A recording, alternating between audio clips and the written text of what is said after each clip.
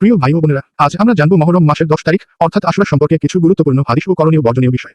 আশুরার গুরুত্ব রাসূলুল্লাহ সাল্লাল্লাহু আলাইহি ওয়াসাল্লাম বলেছেন, আমি আশা করি আল্লাহ তাআলা আশুরার রোজার মাধ্যমে 1 বছর আগের গুনাহ ক্ষমা করে দেবেন। হযরত ইবনে আব্বাস রাদিয়াল্লাহু আনহু বলেন, নবী সাল্লাল্লাহু আলাইহি ওয়াসাল্লাম মদিনায় এসে দেখলেন যে ইহুদীরা আশুরার দিন রোজা রাখে।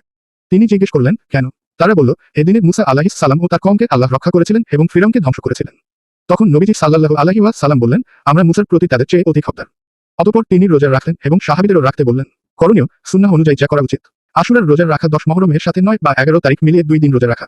রাসূল বলেছেন, তোমরা আশুরার রোজা রাখো এবং ইহুদীদের বিরোধিতা করো, একদিন আগে বা পরে মিলিয়ে রোজা রাখো। বেশি বেশি ইবাদত, কুরআন তিলাওয়াত, তওবা ও দোয়া করা। বর্জনীয়, যা করা নিষিদ্ধ বা বিদআত। মাতম করা, শরীর আঘাত করা, বুকচা পরানো। বিশেষ খাবার রান্না করে উৎসব করা, যেমন খিচুড়ি রান্না। আশুরাকে শোক দিবস বা আনন্দ উৎসবের রূপ দেওয়া। এই দিনে বিশেষ গোসল, সাজসজ্জা, আতর, পোশাক ইত্যাদি করা, যা হাদিসে প্রমাণিত নয়। এগুলো সবই বিদআত এবং ইসলামে অনুমোদিত নয়। উপসংহার, প্রিয় মুসলিম ভাই ও বোনেরা, আশুরা পালন হোক কেবল রাসূলের সুন্নাহ মোতাবেক, কোনো অতিরঞ্জন নয়, কোনো গাফিলতাও নয়।